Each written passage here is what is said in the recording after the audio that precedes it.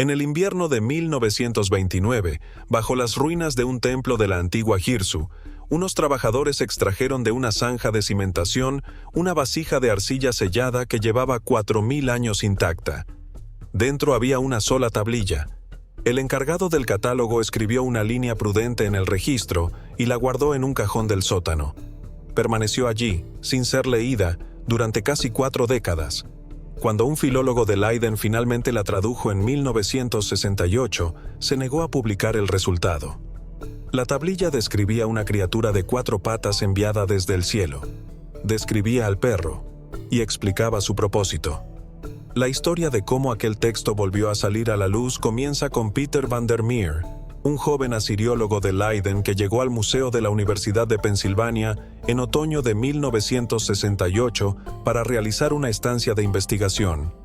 Tenía 31 años y se especializaba en documentos administrativos de los templos del tercer milenio antes de nuestra era.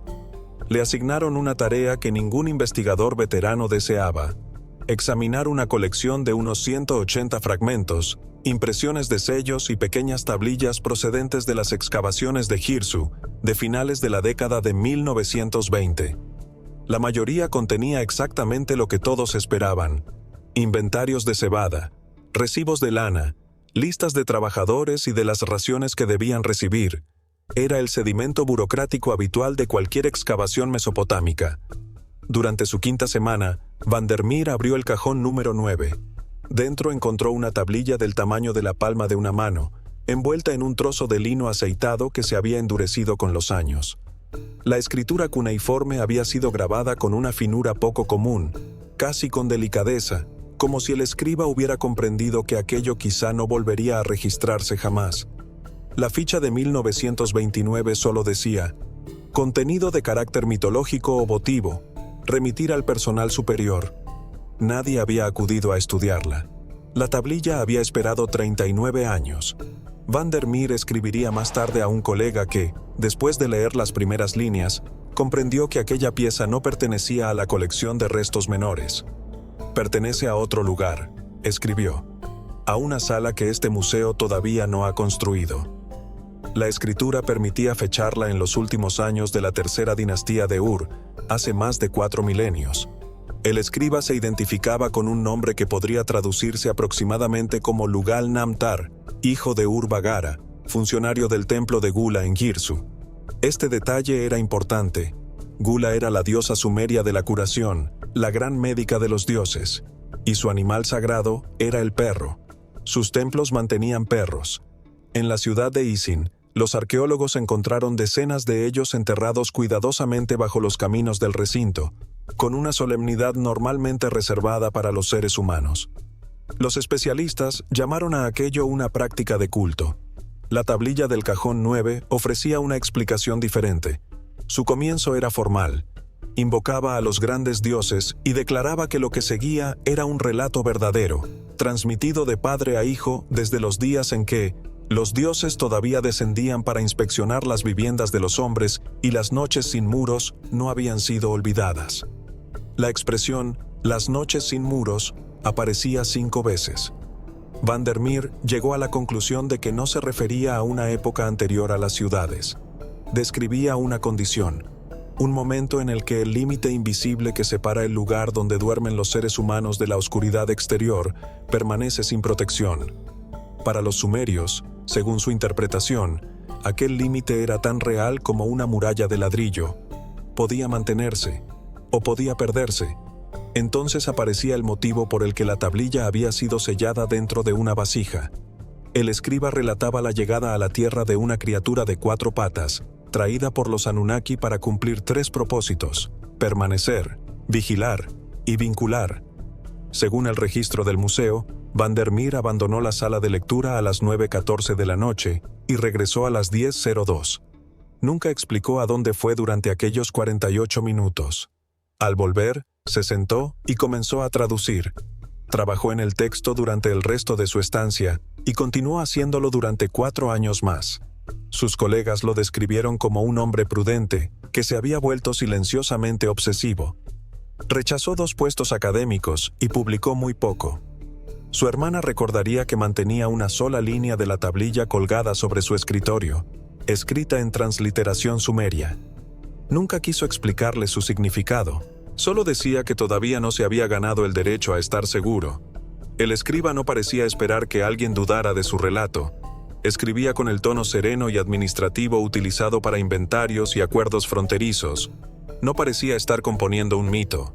Creía estar conservando una verdad que los hombres de su generación comenzaban a olvidar.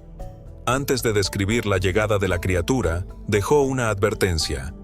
Los hijos del templo ya no pronuncian los nombres antiguos. Ven a la criatura en la puerta y solo ven a la criatura. Escribo para que la puerta todavía sea reconocida. La tablilla afirmaba que los Anunnaki descendieron desde sus moradas en el cielo para inspeccionar los primeros asentamientos humanos. Allí encontraron una gran aflicción. No atacaba dentro de las casas, actuaba en los límites.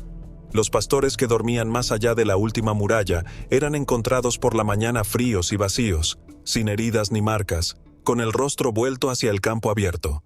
Los animales colocados en los cercados exteriores enfermaban, mientras los situados cerca del centro permanecían sanos, y los niños se negaban a cruzar la última hoguera después del anochecer.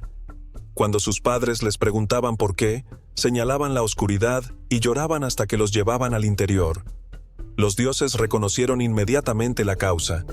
Había cosas moviéndose en la oscuridad más allá de los fuegos, cosas atraídas por el calor humano como las polillas por una lámpara.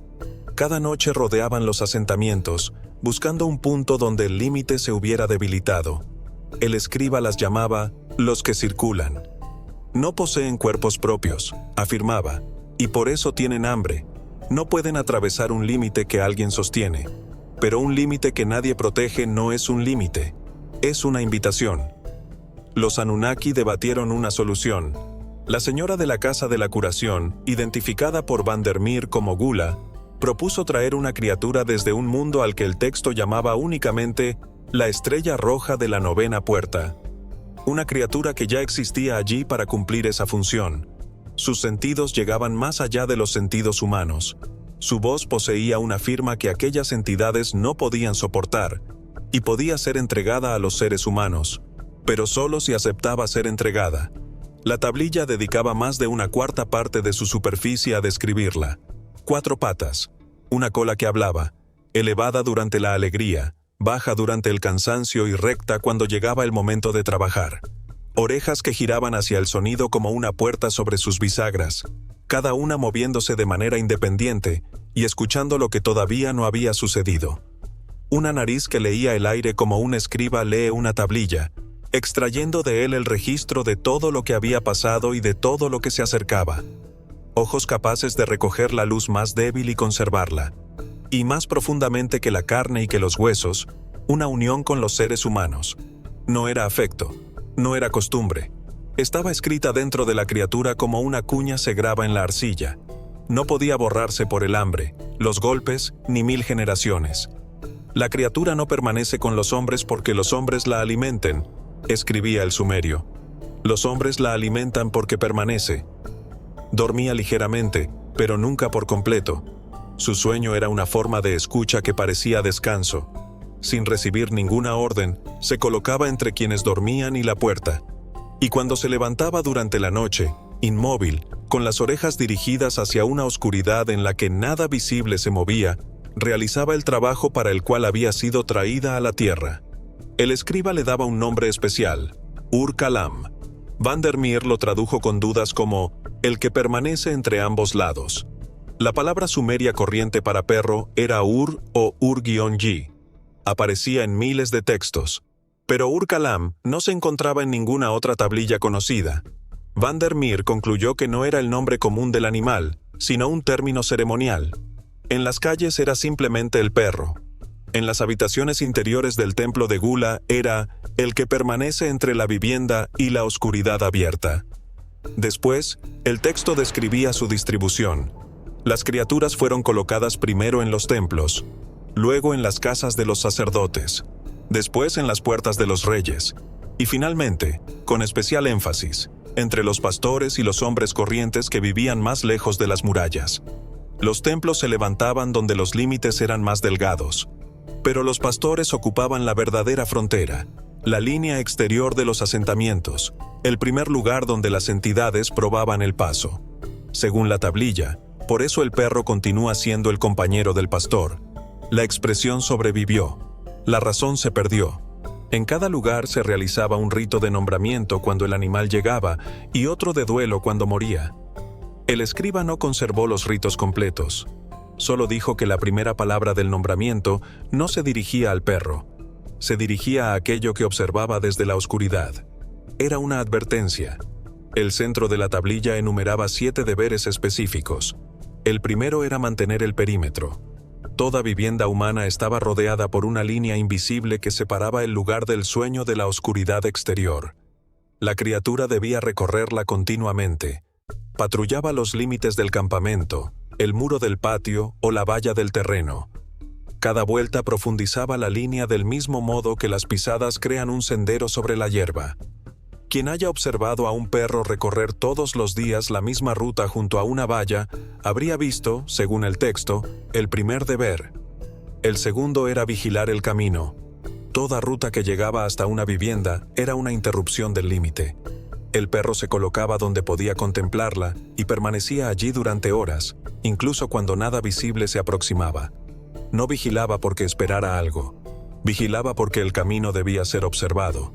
El tercer deber consistía en examinar a quienes entraban. Cuando un desconocido se acercaba, la criatura llegaba antes que los humanos y lo leía. La nariz obtenía el registro de los lugares por los que había pasado. Los ojos percibían aquello que llevaba dentro. Y el juicio se producía en pocos instantes. Si el perro aceptaba al extraño, éste podía pasar. Si permanecía rígido, erizaba el pelo y se interponía entre la persona y la puerta. El texto advertía que el desconocido traía algo consigo, aunque no fuera consciente de ello. El cuarto deber era marcar el límite.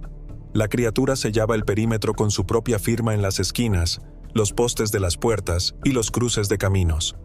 Renovaba las marcas como un vigilante renueva el aceite de sus lámparas. Una vivienda marcada durante suficiente tiempo quedaba, según el texto, cerrada frente a las aproximaciones inferiores. Nosotros hemos convertido este comportamiento en una broma. La tablilla lo consideraba el mantenimiento de un sello. El quinto deber era romper el silencio. Las entidades se movían con mayor libertad durante las horas más quietas de la noche. El silencio perfecto era una apertura. El perro lo destruía. Los ladridos repentinos dirigidos hacia una calle vacía o una valla sin movimiento no eran un error.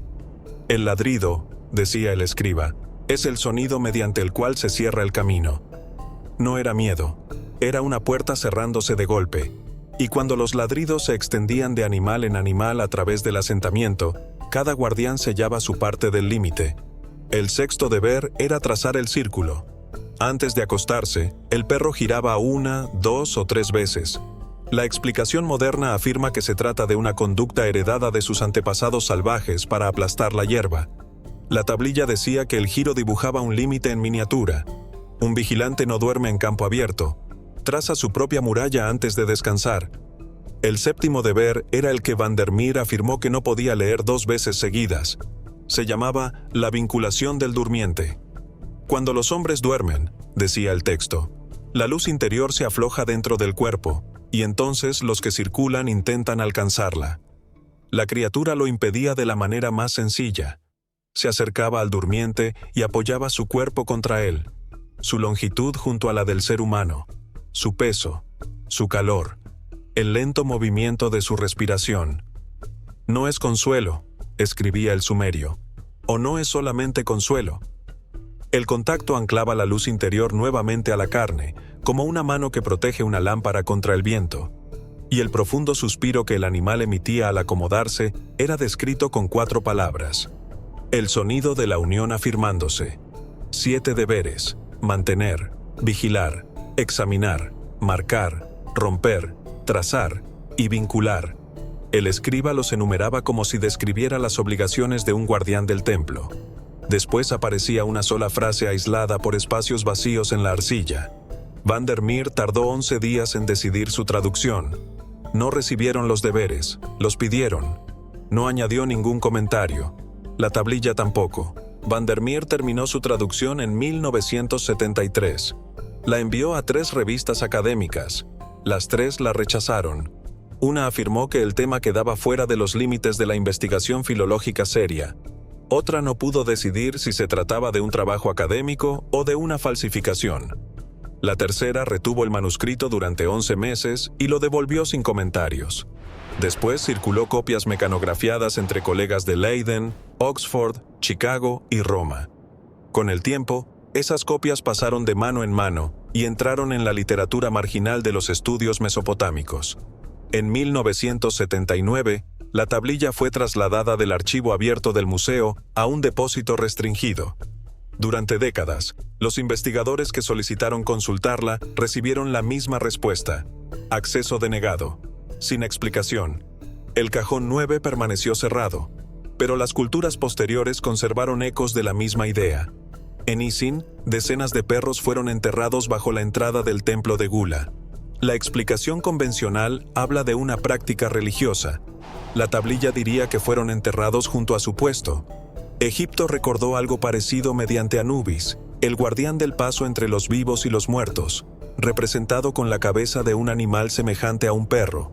La tablilla diría que aquello no era simbolismo, era la descripción de un trabajo. En Grecia, la diosa Hécate, asociada con las encrucijadas y los umbrales, iba acompañada por perros.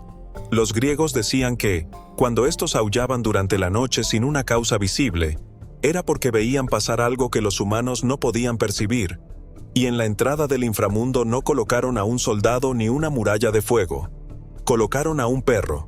Con el paso de los siglos, el recuerdo se redujo a relatos de lealtad.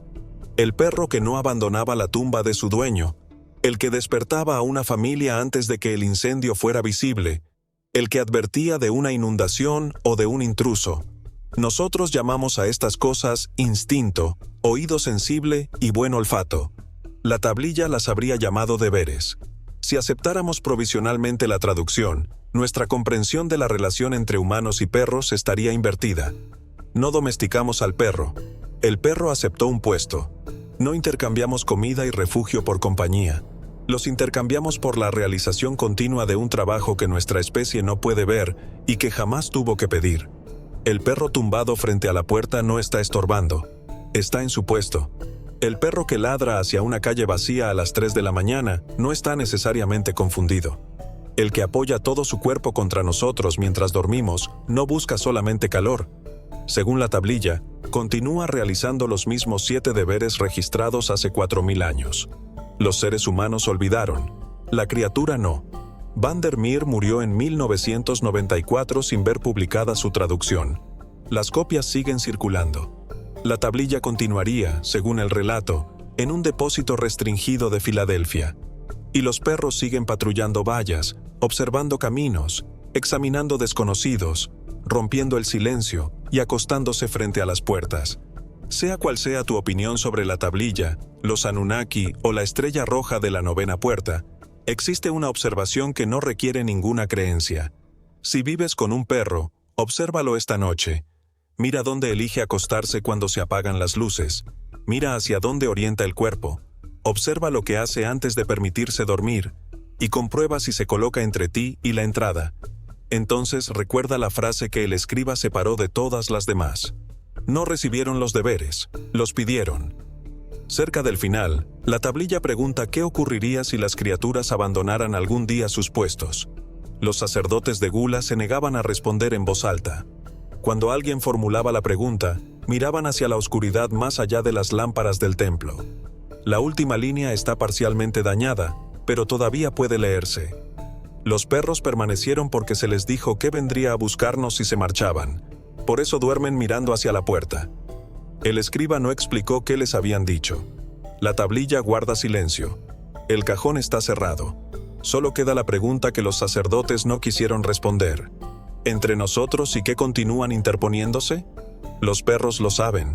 Quizás siempre lo han sabido.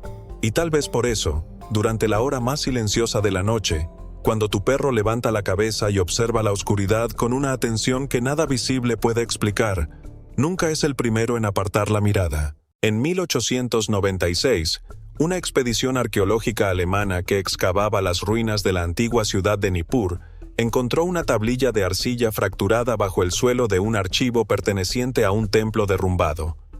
En aquel momento, nadie consideró que el descubrimiento fuera especialmente importante. Mesopotamia ya había proporcionado miles de inscripciones, y la mayoría seguía patrones conocidos: registros de impuestos, acuerdos comerciales, inventarios, decretos reales o ceremonias religiosas. Aquel fragmento parecía destinado al mismo destino que muchos otros. Fue catalogado, almacenado y prácticamente olvidado. Años después, cuando los especialistas examinaron con mayor atención las líneas conservadas, descubrieron algo inesperado. El texto no hablaba de un rey, no describía una guerra, tampoco relataba un mito de la creación ni una gran inundación. El escriba desconocido se concentraba en un único tema: la muerte. Más concretamente, en lo que ocurre durante los instantes inmediatamente posteriores. Eso, por sí solo, no habría sido extraordinario. Todas las culturas antiguas desarrollaron creencias sobre el más allá. Lo que hacía diferente a esta tablilla era la forma en que presentaba aquellas ideas. El lenguaje resultaba extrañamente preciso. En lugar de emplear símbolos o imágenes poéticas, el texto parecía desarrollar una serie de observaciones, como si alguien estuviera documentando un proceso paso a paso. Se describían determinadas condiciones. Las etapas aparecían en un orden fijo. Ciertas experiencias se presentaban como algo esperado, no imaginado. Entonces, los investigadores llegaron a una sección dañada cerca del centro de la inscripción. Aunque una parte se había perdido, sobrevivió lo suficiente para sugerir algo profundamente extraño. Según la reconstrucción más aceptada, el primer encuentro después de la muerte no se describe como un juicio. No es una recompensa. Tampoco es un castigo. Es una elección. La tablilla nunca explica quién creó esa elección ni por qué existe. En cambio, dedica mucha más atención a otra pregunta: ¿qué ocurre con quienes se niegan? Y es ahí donde las líneas conservadas se vuelven difíciles de ignorar, porque varias descripciones parecen similares a los testimonios ofrecidos miles de años después por personas que fueron declaradas clínicamente muertas y consiguieron regresar. Puede tratarse de una coincidencia, de una interpretación errónea o de algo mucho más extraño. No podemos saberlo. Lo único seguro es que el escriba que grabó aquellas palabras en arcilla creía que la elección era real, que sus consecuencias eran importantes y que las generaciones futuras necesitarían escuchar su advertencia. Si te interesan historias como esta, considera suscribirte, porque la elección descrita en la tablilla es solo una parte de un sistema mucho más amplio. Y cuanto más profundamente seguimos la inscripción, más extraño se vuelve. La advertencia del escriba resulta difícil de comprender sin conocer el mundo del que procedía. Cuando la tablilla fue creada, la civilización mesopotámica ya llevaba miles de años existiendo. Ciudades enteras habían surgido y desaparecido junto a los ríos Tigris y Éufrates. Las dinastías cambiaban, los imperios caían y las rutas comerciales recorrían enormes distancias. Sin embargo, una pregunta permanecía: ¿qué ocurre después de la muerte? Los textos supervivientes no ofrecen una sola respuesta. Algunos describen un reino subterráneo y sombrío donde los muertos existen como débiles reflejos de quienes fueron en vida. Otros hablan de tribunales divinos, viajes sobrenaturales y poderosos seres que gobiernan la frontera entre la vida y la muerte. Sacerdotes, escribas y gobernantes dejaron fragmentos de una imagen mucho más grande, pero aquellas piezas rara vez encajan entre sí. Esa es una de las razones por las que la tablilla de Nippur destaca.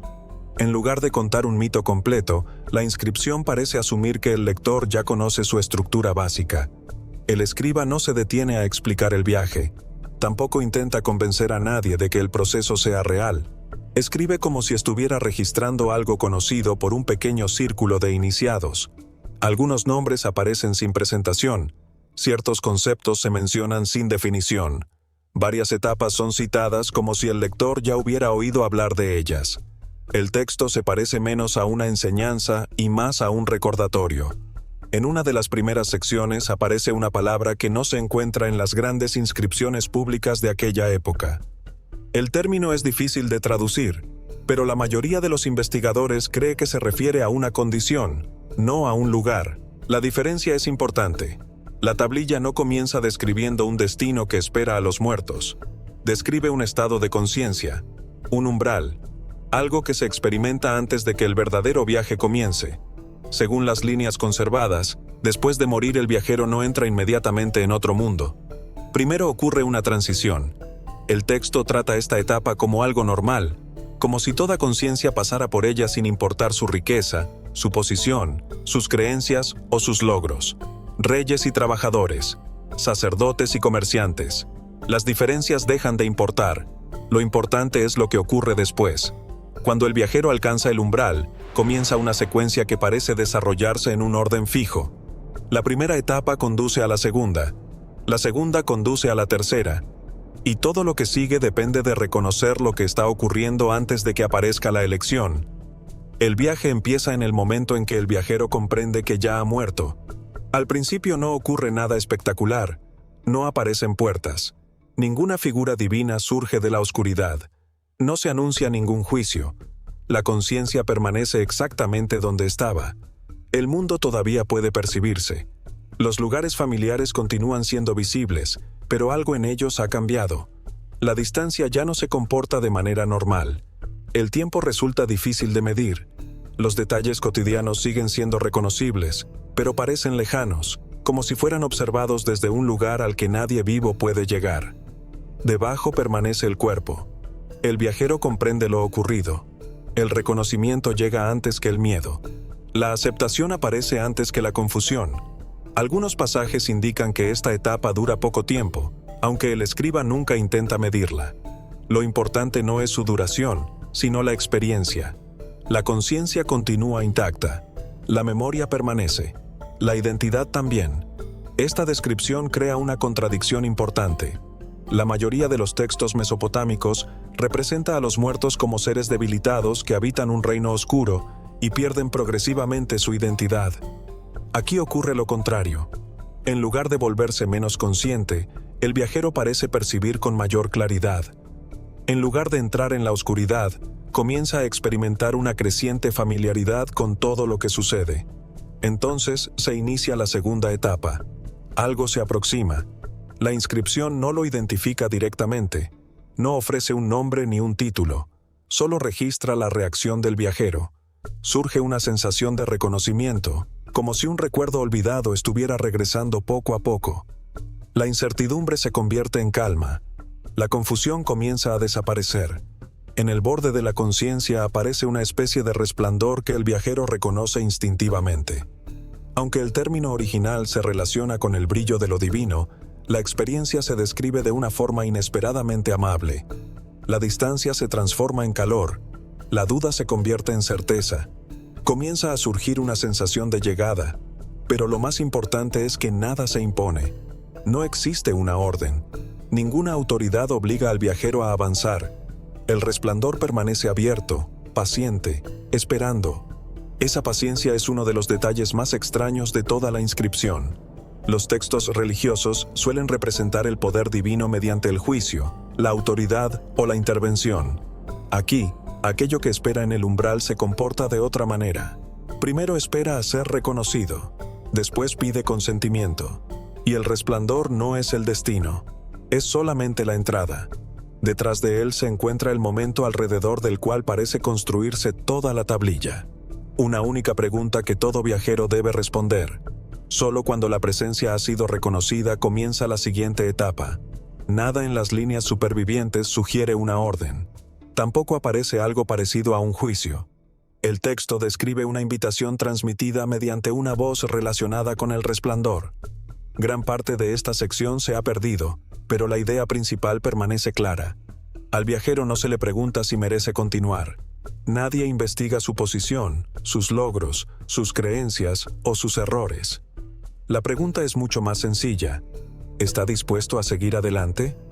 En muchas culturas antiguas, la muerte era imaginada como un viaje gobernado por normas, pruebas o autoridades. Los egipcios describían recorridos cuidadosamente estructurados. Las tradiciones griegas hablaban de barqueros, jueces y regiones destinadas a distintos tipos de almas. Los detalles variaban, pero el patrón se repetía. Los muertos llegaban a una frontera. Allí ocurría un encuentro. El paso hacia la siguiente etapa dependía de algo más que la muerte física. La tablilla de Nippur se diferencia porque no se concentra en el juicio, sino en el consentimiento. El viajero no es empujado. El viajero elige. Y antes de tomar la decisión, ocurre algo todavía más extraño. Una forma de comprensión aparece de manera repentina. No es conocimiento en el sentido habitual, sino una memoria que regresa antes de las palabras y antes de que la invitación haya terminado. Durante un instante, el viajero parece comprender hacia dónde conduce el camino, quién espera al otro lado y quizá incluso por qué comenzó el viaje.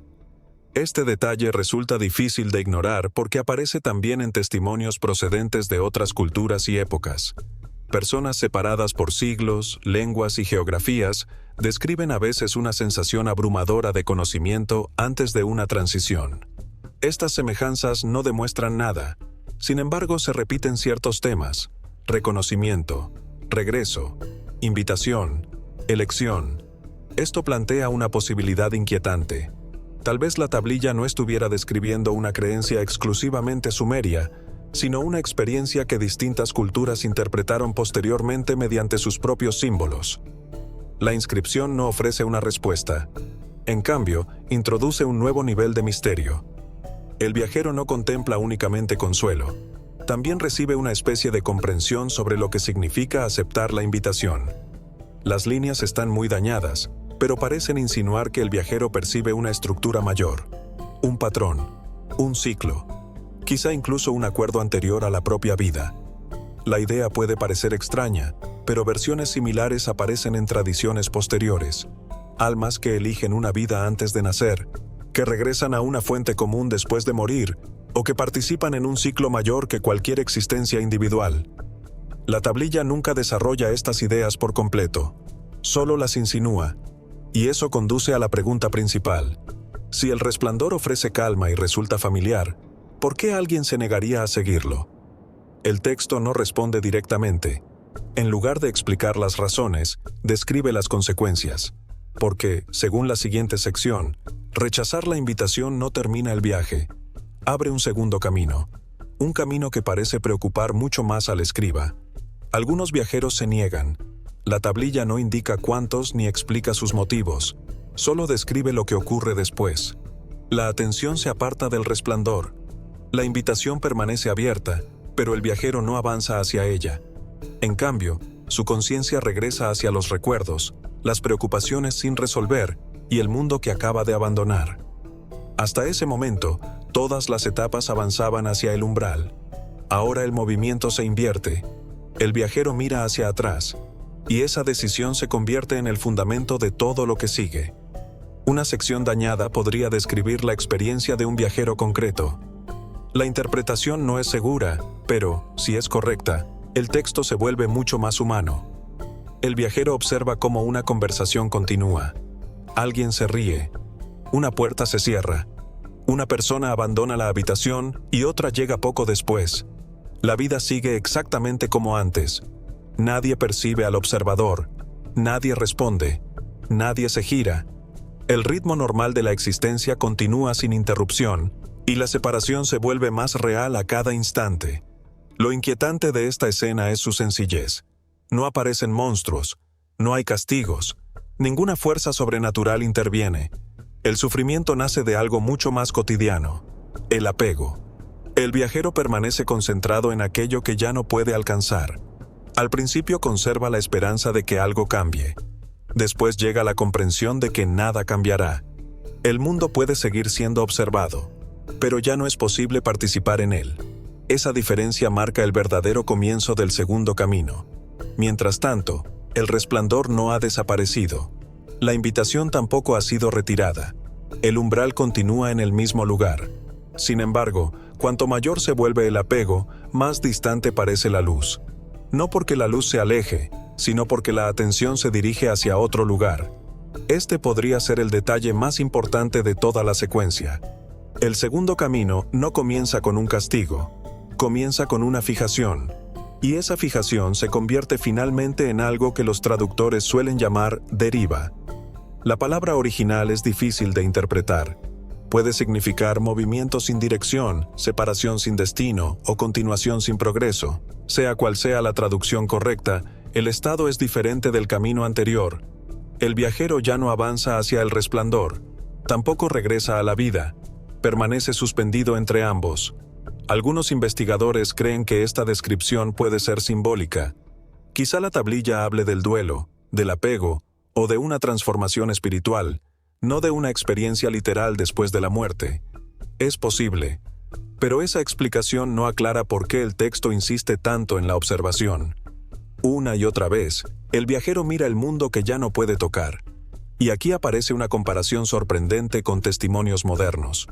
Durante más de un siglo, médicos, psicólogos e investigadores han recopilado relatos de personas que fueron declaradas clínicamente muertas y recuperaron después la conciencia. Los detalles son muy diferentes, pero algunos patrones se repiten. Hay personas que describen una conciencia que continúa cuando la percepción normal debería haberse detenido. Otras afirman haber observado acontecimientos desde fuera de su cuerpo. Algunas hablan de una luz, de una sensación de familiaridad o de una elección. Un grupo más pequeño menciona espacios grises, confusión, distancia emocional o la impresión de no poder regresar. La mayoría de los científicos no considera estos testimonios una prueba del más allá. Existen posibles explicaciones neurológicas. La falta de oxígeno puede alterar la percepción. Los cambios químicos del cerebro pueden producir experiencias intensas. La memoria puede reconstruir posteriormente lo ocurrido. También pueden influir el trauma, la medicación y la anestesia. La tablilla no puede confirmar ni refutar ninguna de estas explicaciones. Lo interesante no es la conclusión, es el patrón.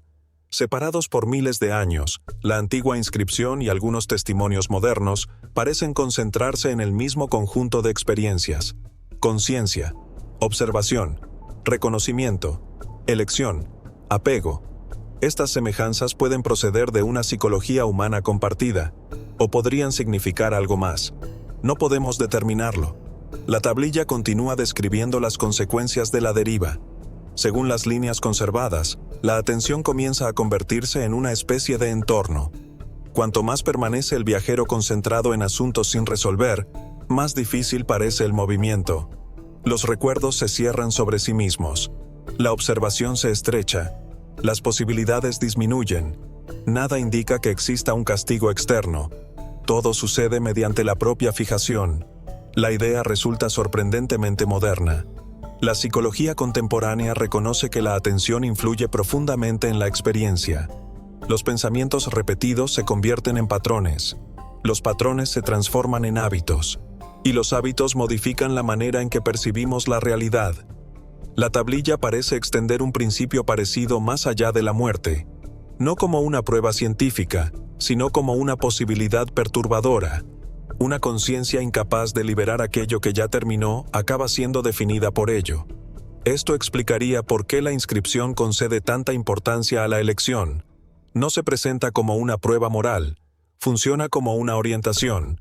Un camino avanza, el otro permanece unido a algo que ya no puede cambiarse. Sin embargo, la deriva no continúa para siempre. En las últimas secciones conservadas aparece algo nuevo, algo que el viajero no puede ignorar. Algo que el escriba parece considerar como la última oportunidad para abandonar el segundo camino. Aquí la inscripción se vuelve más difícil de interpretar.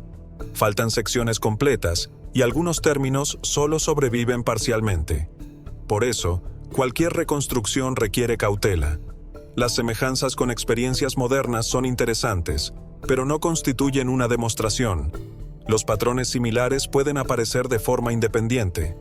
Nuevos fragmentos podrían cambiar por completo nuestra comprensión. Aún así, existe un detalle difícil de descartar. El escriba creía que este último encuentro era importante. A medida que la inscripción se acerca a su final, el tono cambia. Deja de ser únicamente descriptivo. Se convierte en una advertencia. Según algunas interpretaciones, después de un periodo prolongado de deriva, aparece una segunda presencia. La tablilla ofrece muy pocos detalles, pero varios fragmentos parecen apuntar en la misma dirección. Algo regresa, no para castigar, no para juzgar, sino para interrumpir. Hasta ese momento, El viajero ha permanecido atrapado en los recuerdos y en la observación del mundo perdido. La segunda presencia rompe ese patrón. Por primera vez desde que rechazó la invitación, su atención es obligada a apartarse del pasado. La redacción transmite urgencia, no violencia, no miedo, urgencia. La oportunidad que antes esperaba pacientemente en el umbral quizá no permanezca abierta para siempre. El escriba no explica por qué, solo deja una advertencia. La deriva alcanza finalmente un límite. Más allá de ese límite, algo cambia. No parece tratarse de una sentencia impuesta desde fuera, sino de una consecuencia integrada en el propio proceso. La conciencia se estrecha, el reconocimiento se vuelve más difícil. El viajero queda cada vez más absorbido por sus recuerdos. Tal vez por eso la segunda presencia aparece antes de que el proceso termine. Una última interrupción, una última oportunidad de elegir otra dirección. La tablilla nunca revela qué sucede después. El final está roto. Las últimas líneas se han perdido. Solo permanece la advertencia y la impresión de que la decisión sigue importando incluso en el último momento. Para un texto creado hace miles de años, la conclusión resulta sorprendentemente moderna. No porque demuestre qué ocurre después de la muerte, no porque resuelva el misterio, sino porque sitúa la responsabilidad en el viajero, no en el destino. El viaje no está dominado por un juicio, está moldeado por la atención, y, según el escriba, llega un momento en que la conciencia ya no puede permanecer dividida, un momento en que debe tomarse una decisión final. Desgraciadamente, ahí es donde la inscripción guarda silencio. Enterrada bajo las ruinas de Nippur durante miles de años, llegó hasta nosotros incompleta. Desaparecieron secciones enteras. Algunos de sus pasajes más importantes sobrevivieron únicamente en fragmentos. Lo que ocupaba las últimas líneas se perdió para siempre. Desde una perspectiva histórica, la tablilla podría ser simplemente un antiguo intento de comprender la muerte. El resplandor podría ser una metáfora, la elección, una enseñanza, el apego, una advertencia espiritual. Es una interpretación razonable y probablemente la que aceptarían la mayoría de los historiadores. Pero queda otra posibilidad. Alguien consideró que este mensaje era lo bastante importante como para grabarlo en arcilla. Las generaciones lo conservaron. Pasaron los siglos. Los imperios desaparecieron. Las lenguas se extinguieron. Y aún así, la advertencia sobrevivió. Ningún fragmento puede demostrar qué ocurre después de la muerte. Ninguna inscripción puede resolver un misterio que acompaña a la humanidad desde el comienzo de la historia. Solo queda la imagen de un viajero detenido entre sus recuerdos y algo desconocido. Más allá de ese punto, la arcilla guarda silencio. Si disfrutas de estas investigaciones sobre los grandes misterios sin respuesta de la historia, considera suscribirte y acompañarnos en futuros episodios. Porque bajo los mitos, las ruinas y los fragmentos abandonados por civilizaciones desaparecidas, todavía existen preguntas esperando ser comprendidas. Lo que estamos observando es una tablilla sumeria que representa el llamado árbol de la vida, acompañado por seres divinos. A ambos lados aparecen figuras que algunas interpretaciones identifican con los Anunnaki. Pero imaginemos por un momento que unas tablillas de arcilla rotas, escritas hace miles de años, comenzaran de repente a revelar información capaz de cuestionar nuestra visión de la historia humana. Esa es precisamente la afirmación que ha comenzado a circular recientemente. Se dice que nuevos sistemas de inteligencia artificial han logrado analizar y relacionar fragmentos de antiguas tablillas sumerias que los investigadores no habían podido reconstruir completamente durante más de un siglo. Son las mismas tablillas descubiertas entre las ruinas de la antigua Mesopotamia. Muchas estaban rotas, otras incompletas, y algunas permanecieron durante décadas acumulando polvo en los almacenes de los museos. A partir de 2025, nuevos modelos de traducción asistidos por inteligencia artificial comenzaron a comparar miles de fragmentos dispersos. Los resultados sorprendieron a muchas personas. Algunos consideran que estos textos no son más que antiguos mitos. Otros creen que contienen referencias al origen de la humanidad, a los dioses, a tecnologías misteriosas y a conocimientos que quizá nunca estuvieron destinados a revelarse. Pero la pregunta principal es la siguiente: ¿qué descubrió realmente la inteligencia artificial para que uno de los debates más controvertidos de la historia antigua haya vuelto a cobrar fuerza. Antes de continuar, suscríbete al canal. Las tablillas perdidas de Mesopotamia. Hace miles de años, cuando gran parte del mundo todavía no poseía un sistema de escritura desarrollado, los sumerios de Mesopotamia ya registraban información sobre tablillas de arcilla. Con el paso del tiempo, miles de estas tablillas quedaron enterradas y permanecieron ocultas durante siglos. Posteriormente, los arqueólogos comenzaron a descubrirlas entre las ruinas de antiguas ciudades como Eridu y Nippur. Al principio se pensó que contenían únicamente relatos religiosos o listas de reyes. Sin embargo, poco a poco quedó claro que el contenido era mucho más amplio. El principal problema era su escritura. Las tablillas estaban redactadas en cuneiforme, uno de los sistemas de escritura más antiguos del mundo. Un mismo signo podía tener diferentes significados dependiendo del contexto, y muchas palabras no poseen un equivalente directo en los idiomas modernos. Además, una gran cantidad de tablillas estaba dañada. En algunos casos faltaba la mitad de una línea. En otros, habían desaparecido secciones completas. Muchos fragmentos permanecieron durante años en depósitos de museos. Algunos fueron catalogados incorrectamente y otros no parecían suficientemente importantes como para justificar un estudio detallado. Generaciones de especialistas dedicaron su vida a intentar comprender estos textos, pero siempre se enfrentaron al mismo problema. Cada investigador podía estudiar únicamente una pequeña parte del conjunto. Nadie tenía una visión completa. Entonces comenzaron a utilizarse modelos de inteligencia artificial entrenados con miles de textos sumerios, acadios y babilónicos. La IA no se limitaba a traducir palabras. También podía reconocer patrones, proponer signos para espacios dañados y comparar documentos pertenecientes a diferentes épocas y culturas. Donde un investigador humano veía fragmentos separados, el sistema podía encontrar relaciones repetidas entre ellos. ¿Diferentes tipos de seres humanos? Cuando la inteligencia artificial comenzó a comparar miles de fragmentos, apareció un patrón que llamó la atención de algunos investigadores y divulgadores. Durante mucho tiempo, los relatos religiosos y mitológicos han presentado la creación de los seres humanos como un acontecimiento único. Sin embargo, algunas interpretaciones de las tablillas sumerias parecen sugerir un proceso dividido en varias etapas. En los textos se utilizan diferentes términos para referirse a los humanos. Esto podría ser simplemente una característica normal del idioma, pero cuando esos términos se comparan dentro de distintos documentos, parecen relacionarse con funciones y categorías diferentes.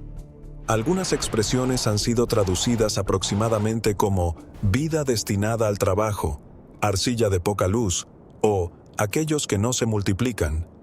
Muchos especialistas consideran que se trata de lenguaje simbólico o poético. Sin embargo, algunas interpretaciones populares sostienen que podrían referirse a grupos humanos creados para realizar tareas específicas. Según esta hipótesis, ciertos seres habrían sido destinados únicamente al trabajo.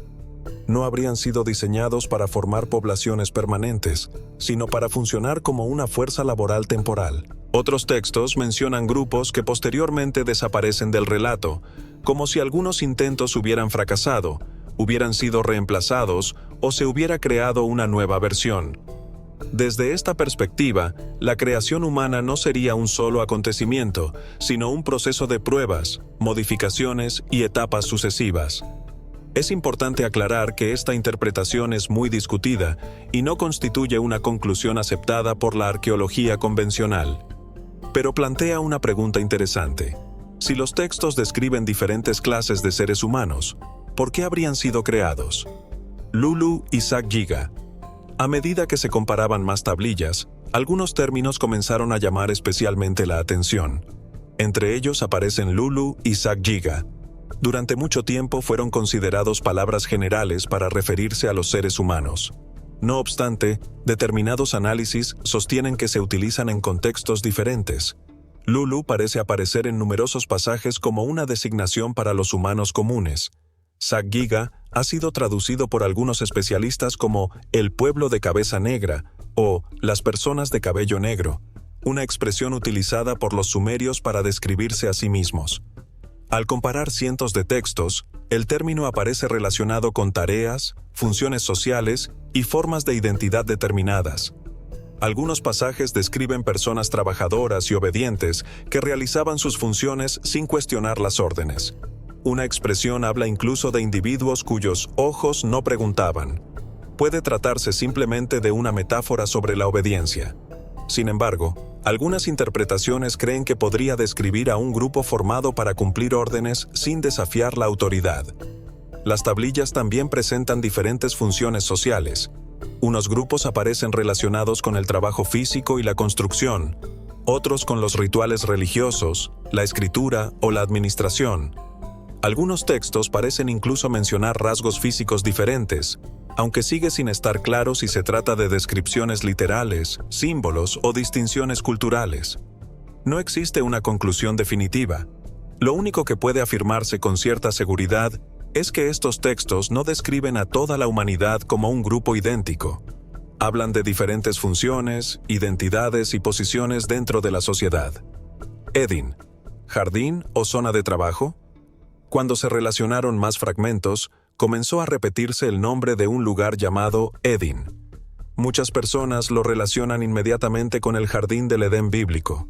Sin embargo, en algunos textos mesopotámicos no aparece solamente como un jardín hermoso, sino como una región abierta, una llanura o una zona de actividad. Según ciertas interpretaciones, este lugar se encontraba entre dos ríos, por lo que algunos investigadores lo relacionan con las fértiles tierras de Mesopotamia. Las versiones más especulativas de la historia sostienen que Edén era una especie de centro donde diferentes grupos humanos eran preparados y sometidos a pruebas. Después de ser creado, un grupo debía demostrar que podía realizar la tarea asignada.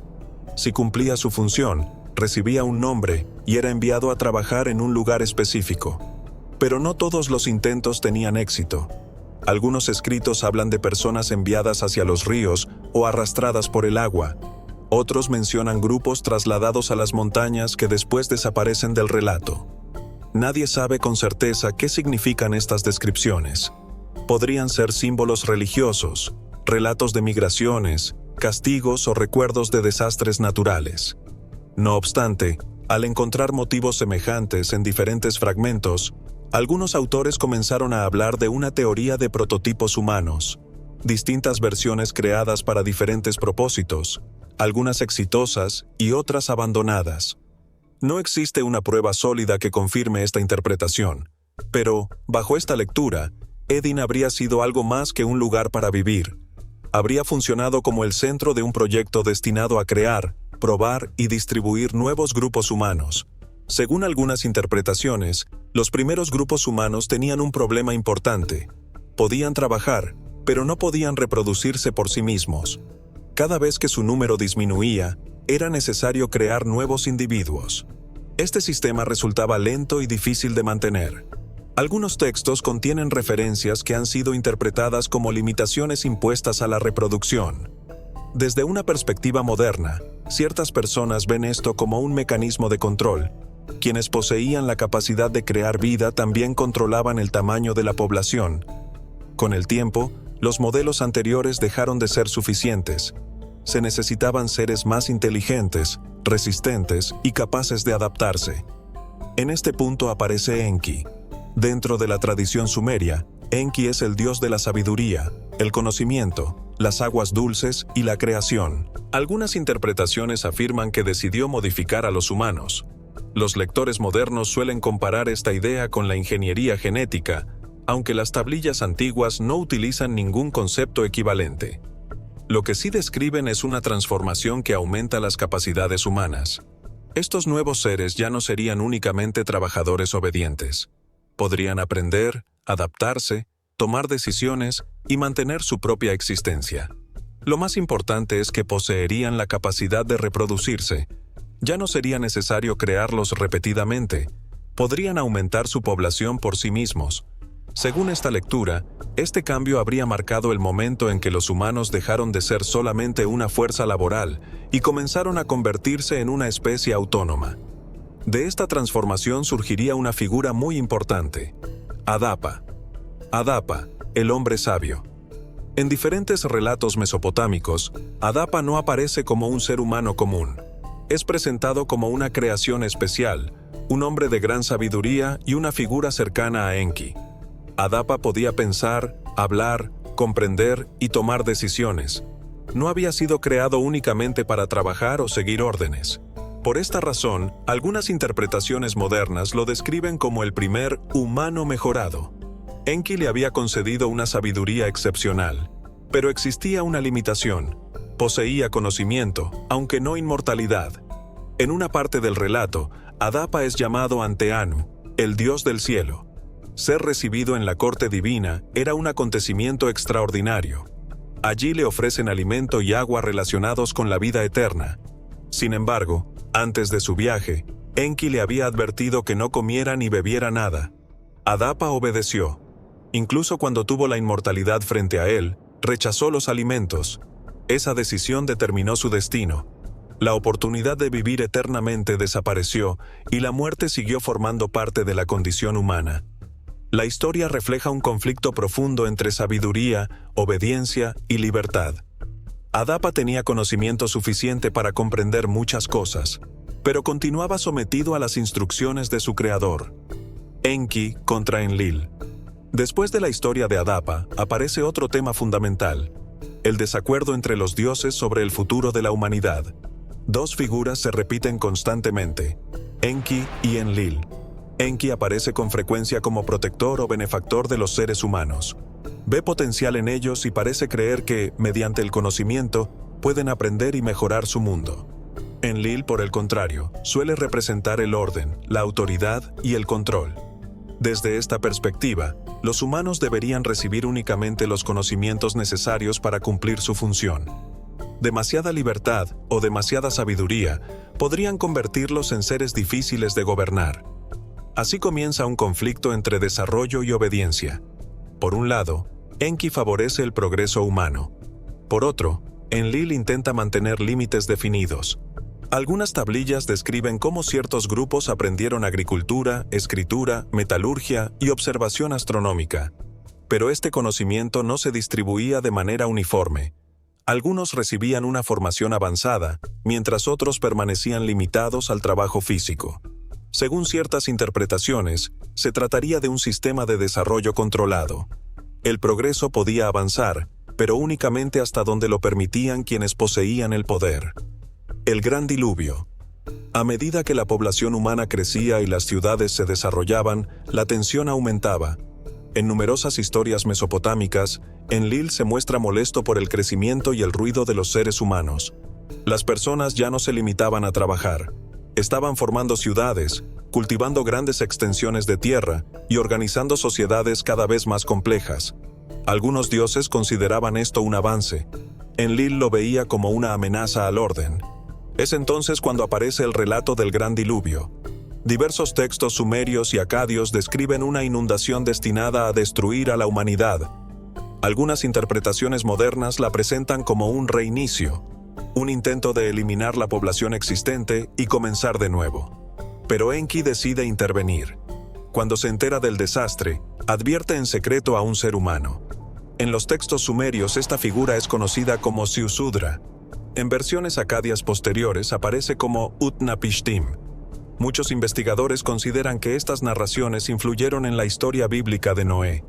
Enki le ordena construir una gran embarcación y proteger a su familia, a otras personas y a los elementos necesarios para preservar la vida.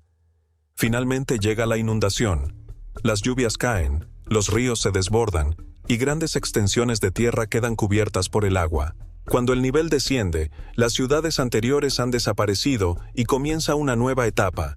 Los sobrevivientes se convierten en el origen de las generaciones futuras. ¿Tecnología perdida? Una de las partes más controvertidas de estas interpretaciones está relacionada con supuestas referencias a tecnologías avanzadas.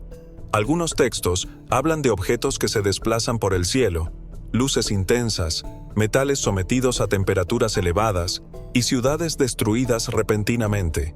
Algunas personas interpretan estas descripciones como vehículos voladores, máquinas o armas de energía. Sin embargo, no existe evidencia arqueológica sólida que confirme estas ideas. La mayoría de los especialistas considera que se trata de lenguaje mitológico, fenómenos naturales, tormentas, incendios, volcanes o metáforas religiosas. El problema surge cuando traducciones ambiguas se interpretan mediante conceptos modernos.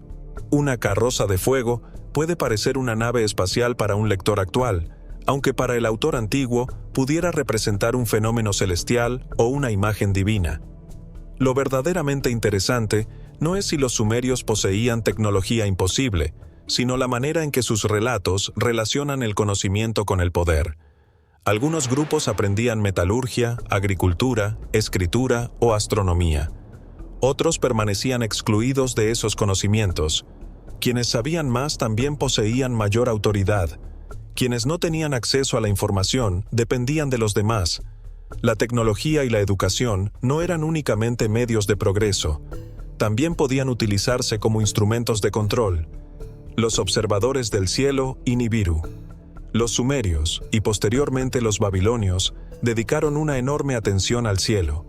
Durante siglos, sacerdotes y escribas registraron estrellas, planetas, eclipses y otros fenómenos astronómicos sin disponer de telescopios modernos. Para ellos, el firmamento no era únicamente algo hermoso. Funcionaba como un sistema de señales relacionadas con los dioses, los reyes y el destino de las ciudades. Dentro de algunas interpretaciones modernas aparece el nombre Nibiru. En los textos mesopotámicos, la palabra puede relacionarse con una idea de cruce, punto de paso o cuerpo celeste asociado a determinados dioses. Autores contemporáneos la han convertido en un supuesto planeta que regresaría cada 3.600 años. La astronomía moderna no ha encontrado ninguna prueba de la existencia de un planeta con esa órbita. Tampoco existe consenso académico en que las tablillas sumerias describan tal objeto. Términos como destructor o bloqueador de la luz, cuando aparecen en interpretaciones populares, pueden proceder de asociaciones simbólicas o de traducciones discutidas. Por tanto, Nibiru continúa siendo un buen ejemplo de la diferencia entre los textos antiguos, sus traducciones académicas y las teorías modernas construidas a partir de ellos. ¿Qué descubrió realmente la inteligencia artificial? Después de conocer toda esta historia, debemos regresar a la pregunta principal. ¿Qué descubrió realmente la IA? No creó nuevas tablillas. No inventó una escritura desconocida ni demostró que los dioses sumerios fueran seres extraterrestres. Tampoco confirmó que los seres humanos fueran fabricados mediante experimentos. Lo que hizo fue comparar una cantidad enorme de textos y fragmentos con una velocidad que ningún investigador individual podría igualar. Durante siglos, los especialistas estudiaron las tablillas por separado. Un museo conservaba un fragmento y otra institución poseía la continuación sin saberlo. Los sistemas informáticos pueden comparar formas de signos, estructuras gramaticales y frases repetidas para proponer posibles relaciones. Esto puede ayudar a reconstruir líneas dañadas, identificar fragmentos pertenecientes a una misma obra y encontrar patrones lingüísticos. Pero una reconstrucción propuesta por una IA no se convierte automáticamente en una traducción correcta. Debe ser revisada por especialistas en lenguas antiguas, comparada con las tablillas originales y confirmada mediante métodos independientes. La inteligencia artificial puede ayudar a organizar las piezas. No puede decidir por sí sola si una historia es un mito, un recuerdo histórico o una descripción literal. Ese es el verdadero centro del debate. Algunos investigadores interpretan estos relatos como mitología simbólica. Otros creen que podrían conservar recuerdos distorsionados de acontecimientos antiguos, transformados a lo largo de generaciones. Las historias sobre la creación, el diluvio, la transmisión del conocimiento y los conflictos entre los dioses reflejan preocupaciones muy reales de las primeras sociedades. ¿De dónde venimos? ¿Por qué debemos trabajar? ¿Por qué existe la muerte? ¿Quién debe controlar el conocimiento? ¿Por qué las civilizaciones son destruidas? Y quizá la pregunta más importante, ¿es el progreso humano una forma de libertad o una nueva forma de control? Las tablillas sumerias no ofrecen una respuesta definitiva. Tampoco lo hace la IA. Pero la tecnología moderna sí está permitiendo estudiar estos documentos con profundidad que antes era imposible.